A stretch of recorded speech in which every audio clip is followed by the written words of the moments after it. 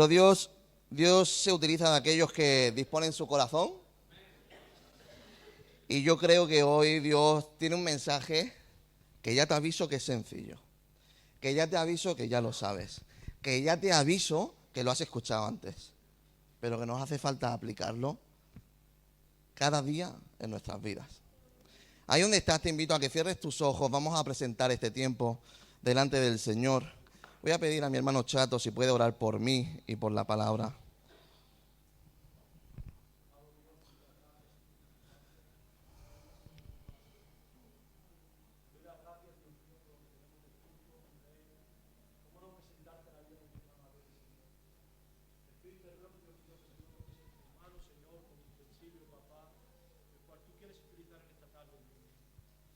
Señor, te pido y te ruego que tú anules su persona, Señor, y empieces a hablar tú a través de su boca, Señor. Pon palabras tuyas en su boca para servir a tu pueblo, Señor. Necesitamos tu palabra, Señor, necesitamos que nos hables, Señor. Trae una palabra de aliento, Señor, una palabra de rema, Dios mío, de la cual, Señor, podamos salir bendecidos de este lugar, Señor. Amén. Gracias por todo en el nombre de Jesús. Amén y amén. Antes de comenzar, os aviso, si hago gestos con el cuello o con el brazo, es que tengo el brazo hoy revelado y me duele un montón, ¿de acuerdo? Entonces, aviso por si acaso, no estoy endemoniado ni nada, sino que se me montan los músculos. Ahí donde estás, te invito a que abras tu Biblia en Marcos 15. Marcos 15, versículo 6.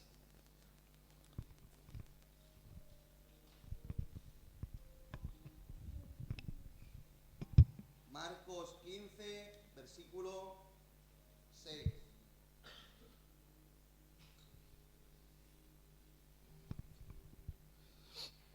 Dice la palabra de Dios: ahora bien, en el día de la fiesta le soltaba un preso cualquiera que le pidiesen. Atentos, en el día de la fiesta le soltaba un preso. Era tradición, era norma que le soltase un preso cualquiera que ellos pidiesen. Y había uno que se llamaba Barrabás, preso con sus compañeros de motín que habían cometido homicidio en una revuelta. Habían matado a un hombre. Y viniendo la multitud comenzó a pedir que hiciese como siempre les había hecho. Y Pilato, el responsable de la ciudad, les respondió diciendo: ¿queréis que os suelte al rey de los judíos? Porque conocía que por envidia le habían entregado los principales sacerdotes. Mas los principales sacerdotes incitaron a la multitud que le soltase más bien a Barrabás. Respondiendo de nuevo, Pilato les dijo otra vez: ¿qué pues queréis que haga con el que llamáis rey de los judíos? Y ellos volvieron a dar voces: ¡crucificadle! ¡Crucificadle! Pilato les decía: pues qué mal ha hecho este hombre. Y entonces le gritaban aún más fuerte: ¡crucificadle! Pilato, queriendo satisfacer al pueblo, soltó a Barrabás y entregó a Jesús después de azotarle para que fuese crucificado. Entonces los soldados le llevaron dentro del atrio, esto es, al pretorio, y convocaron a toda la compañía. Y le vistieron de púrpura y poniéndole una corona tejida de espinas. Comenzaron luego a saludarle: salve rey de los judíos. Y golpearon la cabeza con una caña, le escupían, lo pusieron de rodillas y le hacían reverencias en forma de burla. Después de haberle escarnecido, le desnudaron de la púrpura, le pusieron sus propios vestidos y le sacaron para crucificarle. Estamos en medio de la historia en el que Jesús ya había anunciado su muerte y comienza el camino hacia la cruz. El camino no de la película, No el camino de esa historia que tú has escuchado un montón de veces, sino que Jesús en sus propias carnes, no es una historia, no es una película de Mel Gibson, es una historia real y genuina que marcó un antes y un después en la historia de la humanidad. Jesús, siendo un inocente, fue echado a la cárcel por las mentiras de los sacerdotes. Y estos sacerdotes, teniendo la oportunidad de incitar al pueblo y redarguir su pecado, no lo hicieron, mas gritaron e incitaron a todo el pueblo que soltasen a Barrabás, a un preso por homicidio. Estamos en la escena donde había la oportunidad de recular, pero no lo hicieron. Y nos encontramos en este momento de la película, en este momento de la historia, a tres personajes: al protagonista, a un actor secundario y a alguien que se cuela en medio de la película. Ven, Ginés, por aquí. Sí. Yo me imagino a Pilatos. A Pilato, un señor seriote, hecho y derecho, bien vestido. Ole, qué elegante va. Y luego tenemos al Rey de Reyes, el Hijo de Dios, Dios hecho hombre. Este solamente lo puede representar el pastor, ¿vale? Pastor, ven por aquí. El Santo de Israel.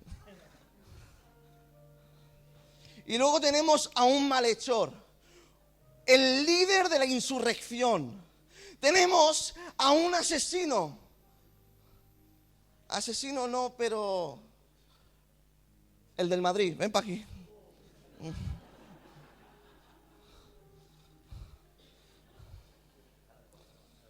Tiene cara de Barrabás, tiene cara malo.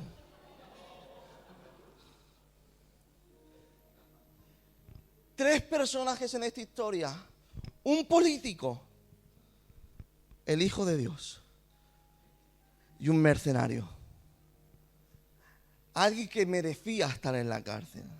Alguien que hubiese merecido la cruz. Yo no sé con quién tú te identificas en esta historia. Si con el político hecho derecho, que sabe hablar, que intenta lo justo para el pueblo. Con el Hijo de Dios. Aquel que está cerca del Evangelio, o aquel que mata, aquel que roba, aquel que hace lo que le da la gana por tal de sacarse la suya. Podéis sentaros. Yo no sé con quién te posicionas tú. Yo no sé quién crees que eres en esta película. Pero déjame que desarrolle este mensaje. Porque viendo este momento de la historia y haciéndome mi propia historia dentro de la Biblia, yo quiero hablarte de quién tú y yo somos en esta secuencia, de quién tú y yo somos realmente de estos tres personajes. Porque hablando del contexto, nos encontramos donde Jesús ya ha hablado de que me van a matar, que lo sepáis todos. Yo anuncio mi muerte. Pero no solamente lo anuncia, sino que dice, y uno de vosotros va a ser el que me va a entregar. Y Judas, por 30 piezas de plata, lo vende, lo echa a los leones, lo da para que lo sacrifiquen en una cruz. Y Pedro, uno de sus discípulos, lo niega. Suena el gallo. Le hacen una entrevista. Le preguntan una y otra vez, ¿eres el rey de los judíos, sí o no? ¿De verdad tú eres el Hijo de Dios, sí o no? Una y otra vez dice, tú lo has dicho. Tú lo has dicho. Pero llega un momento donde ya no hay otra y el pueblo comienza a clamar. Suelta al preso que nos toca en esta fiesta. Suelta al preso que nos toca en esta fiesta. ¿Y qué queréis? ¿Al Rey de Reyes? ¿Al Rey de los judíos? ¿Queréis al que se llama el Mesías? Pobrecito, si es que no ha hecho nada. Que no, que queremos a Barrabás. Queremos al asesino. Pero, ¿y qué hacemos con este? ¡Crucificarle!, gritaba el pueblo.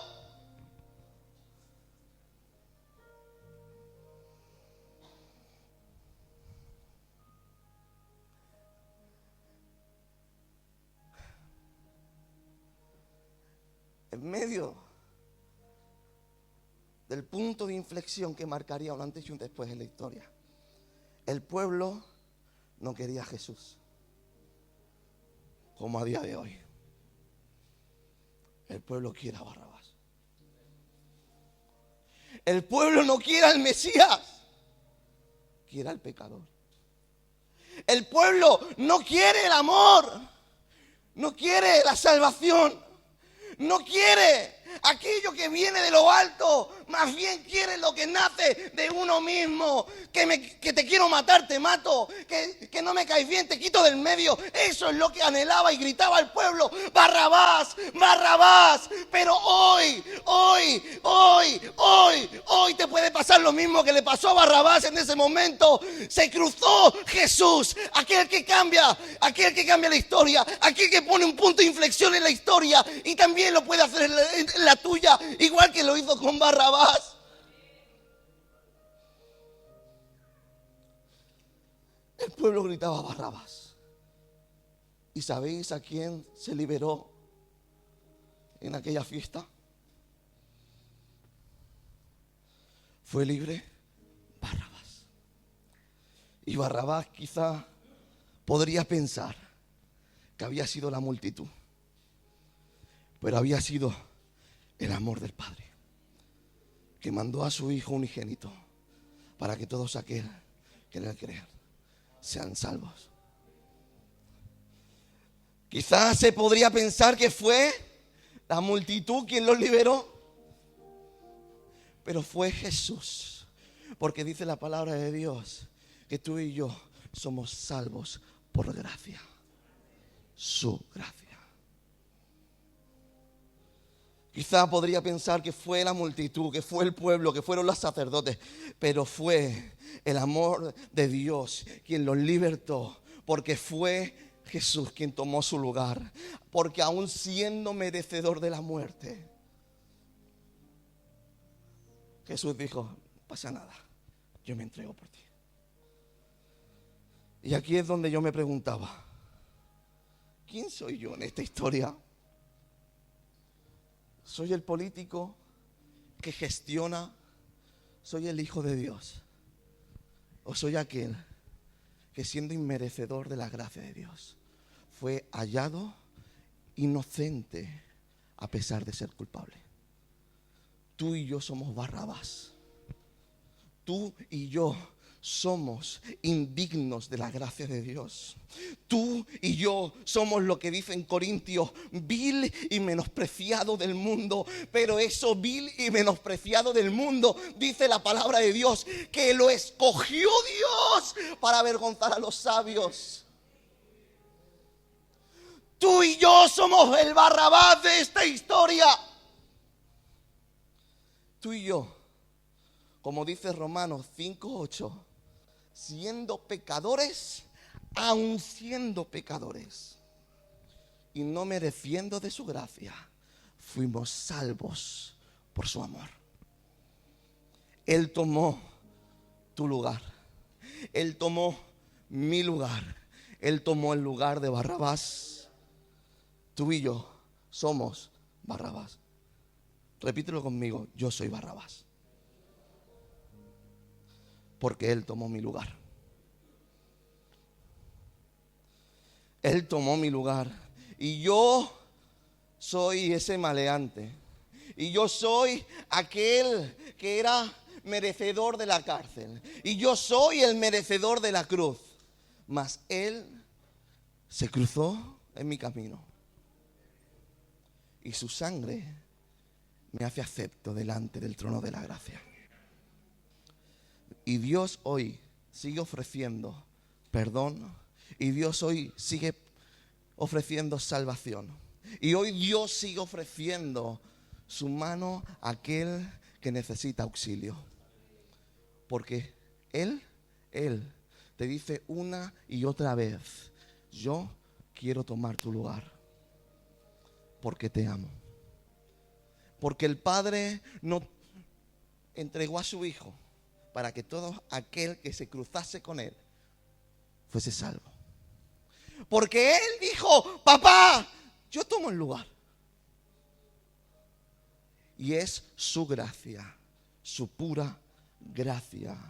Dice la palabra de Dios en Efesios 2:8 que tú y yo somos salvos por gracia. Salvos por gracia. ¿Tú sabes lo que significa gracia?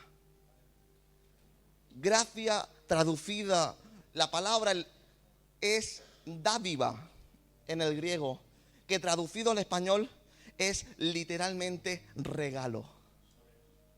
Es el regalo de Dios. Y puede que no lo entiendas, que no lo quieras, que no te apetezca, pero Él te da su regalo, su amor, de su salvación, de su perdón. Ahora solamente depende de ti aceptarlo, ¿no? Dios quiere regalarte su salvación, solamente hay que aceptarla. No nos lo merecemos. No somos dignos por nosotros mismos, porque recuerda, tú y yo, por mí mismo, yo soy Barrabás, merecedor de la cruz. Pero si Él se cruza en tu camino, Él quiere librarte de la muerte. Él quiere librarte de todo aquello que no nace de su corazón para ofrecerte perdón, salvación, restauración, sanidad, provisión, porque Él es bueno contigo.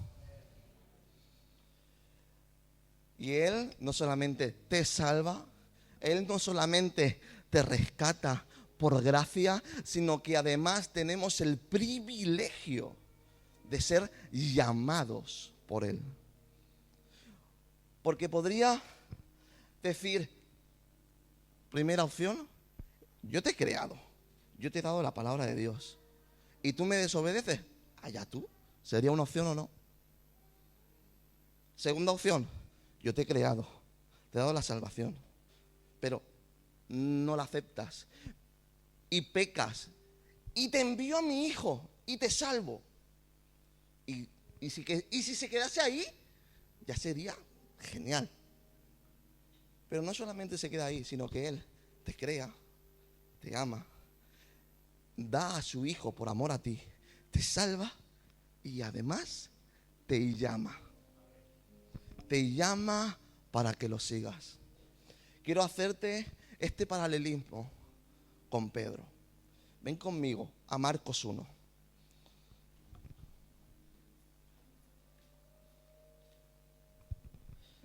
Marcos 1, versículo 16.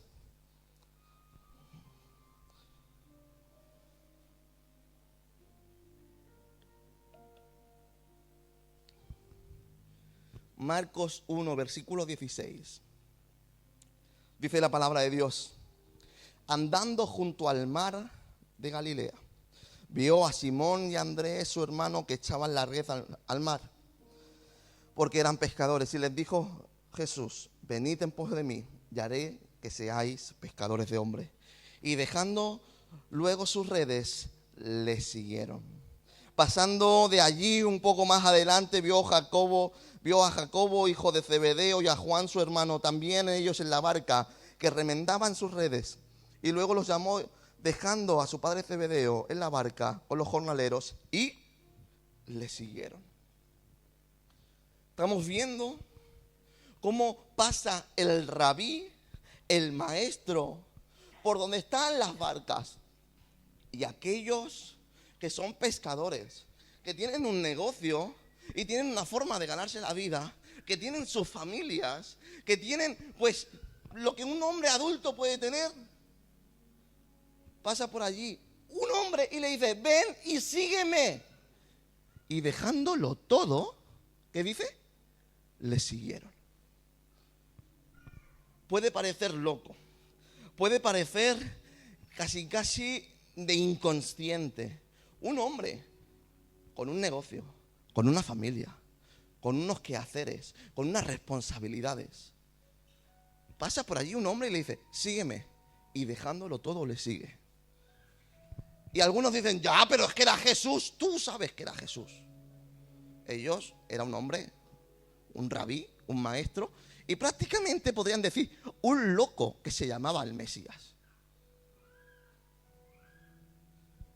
Pero pasaba por allí y le dice, sígueme. Y le siguieron. Y hoy Dios te hace la misma proposición a ti. Te dice, sígueme. Y la pregunta es, ¿qué vas a hacer tú? ¿Dejándolo todo le vas a seguir? ¿Te va a importar 8 que 80 lo que diga la gente? ¿Te va a importar poco lo que pase el día de mañana porque estás con el maestro? ¿O vas a pensar en tu comodidad, en tu seguridad, en lo que va a decir la gente? Yo hoy te quiero invitar a que hagas como hicieron esos hombres, a que dejándolo todo, le sigas. Pero te voy a explicar el por qué le siguieron. Estos hombres eran judíos criados en la cultura judía. Y para los judíos lo más importante era llegar a ser rabí. El sistema educativo de los judíos se basaba en llegar a ser rabí. Y tenía 3 etapas diferentes. La primera etapa comenzaba a los 6 años, que se llamaba Bet-Safer. Esta etapa consistía desde los 6 años hasta los 9. Tenían que aprenderse de memoria toda la Torá, los 5 primeros libros de la Biblia. Desde los 6 hasta los 9. Desde los 6 hasta los 9. Desde los 6 hasta los 9. Con 9 años. Los 5 primeros libros de la Biblia de memoria. Llegaban a los 9 años y se les hacía un examen. Aquellos que aprobaban y salían aptos seguían en la siguiente etapa. Y los que no, aprendían el oficio del Padre. A los 9 años, aquellos que habían superado la primera etapa pasaban a la siguiente etapa que se llamaba Bet-Talmud. Bet-Talmud era la etapa donde desde los 9 hasta los 12 tenían que aprenderse todo el Antiguo Testamento de memoria. Con 12 años, todo el Antiguo Testamento de memoria. ¿Tú te llegas a imaginar aprenderte un capítulo de la Biblia de memoria? Con 12 años, todo el Antiguo Testamento de memoria. Les hacían un examen y aquellos que pasaban el examen pasaban una tercera etapa y los que no, aprender el negocio del Padre. Yo no sé si te das cuenta, pero Jesús se pasó por la playa, por el mar de Galilea, y se encontró a gente que eran pescadores. Habían aprendido el negocio del Padre, es decir, habían suspendido algunos de esos exámenes. No habían llegado a cumplir su sueño. No habían llegado al propósito de cualquier judío. La tercera etapa y última se llama Bet Midrash. Habiéndote aprendido todo el Antiguo Testamento de memoria, hacían como el concurso de las Miss Españas. Los ponían ahí todos en hilera, uno detrás de otro, y venían un montón de jueces, los rabís. Y el rabí, si le daba la gana, venía por ahí, veía, y al que le gustase a él, le decía, sígueme. Y entonces comenzaba una nueva etapa, Bet Midrash. La etapa de ser. ¿Tú has visto a la señora Pata con sus patitos? Que donde va la señora Pata van los patitos detrás. Pues llegaba el tiempo de Bet Midrash, donde iba el rabí, ahí iban los discípulos. Donde iba el rabí, ahí iban, porque les había dicho, sígueme.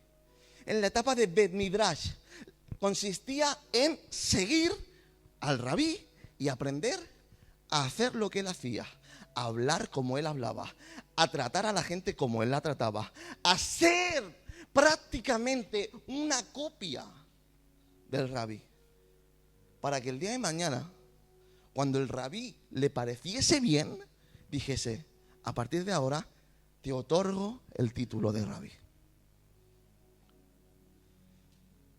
Yo no sé si te estás dando cuenta todo lo que había que hacer para comenzar a servir en lo que era la forma de servicio judía. Pero hoy, Dios hace algo imposible, porque Dios es el Dios de lo imposible. A ti, que eres Barrabás, que eres malo, que eres pecador, no solamente se cruza en tu camino y te salva por su gracia, no solamente te ama sin condición y te perdona y te restaura, sino que te llama y te dice en esta tarde: sígueme. No me importa ni tus estudios, ni tu pasado, ni tus recursos. No me importa la mochila que vengas cargando, porque lo que me importa es tu corazón contrito y humillado, porque Él sabe que llama a lo vil y menospreciado del mundo para avergonzar a los sabios y ricos. Es el tiempo del nuevo evangelio de Jesús, donde Él dice la palabra de Dios: oísteis que fue dicho, mas yo ahora digo. Eso se llama la pretensión divina de poder de Jesús. Y hoy Jesús viene con su pretensión divina. Porque hoy oísteis que fue dicho que se necesitaba un montón de estudios, que se necesitaba un montón de recursos. Oísteis que fue dicho que había que ser santo para ser salvo. Pero hoy Dios dice: hoy yo te salvo. Vive en santidad porque quiero que me sigas. Es el tiempo de una iglesia que sigue al Maestro. Dios no pone condiciones. Solamente Él te dice: sígueme. Y en el camino aprende a ser como Él. No vale ser seguidor sin ser aprendiz. El que sigue es para aprender. Porque el que no aprende da mala fama. Porque si tú dices: soy cristiano, pero no eres como Cristo, hablas mal de Cristo. Es el tiempo de no solamente decir que somos cristianos, sino que sin decirlo nos parezcamos a Cristo. Hoy Dios dice: sígueme. Y mi pregunta es: ¿vas a hacer como esos pescadores que no tuvieron temor a lo que iba a pasar, que no tuvieron temor al mañana, porque sabían que lo mejor que les podía pasar en su vida les había pasado en ese momento? Jesús les dijo: sígueme, y lo dejaron todo y le siguieron. Mi pregunta hoy es: ¿tú qué vas a hacer en esta noche? ¿Vas a continuar tomándote el evangelio como algo que es rutinario? Vengo al culto, mañana por la mañana me pongo una alabanza y hago: sí, Señor, gracias por el día. ¿O te lo vas a tomar en serio y vas a aprender a ser como Cristo era? Porque hoy el rabí te dice: sígueme. Y te lo está diciendo para que seas más como Él, no para que te pongas la chapa de cristiano. Hoy Dios dice: sígueme. Y en el camino aprenderás a ser como Él. Y en el camino te apartarás de aquello que no nace del corazón de Dios para acercarte a lo que nace de su corazón. Y eso se llama proceso. Y eso se llama discipulado. Y eso se llama tiempo. Pero lo importante es que hoy, ahora, digas: lo dejo todo, porque lo más importante que me podía pasar en mi vida me ha acontecido en esta noche. El Rey de Reyes me llama. El Rey de Reyes me saca de lo de bar para llevarme a la casa real y sentarme en la mesa del Rey. Hoy Dios te dice: sígueme. Hoy Dios te llama. Mi pregunta es: ¿vas a continuar viviendo un evangelio o vas a seguir a Jesús? Si tú de verdad estás dispuesto a aprender del Mesías, Si tú de verdad estás dispuesto a seguir a Cristo, si tú de verdad estás dispuesto a ser su discípulo, ponte en pie, yo quiero orar por ti hoy.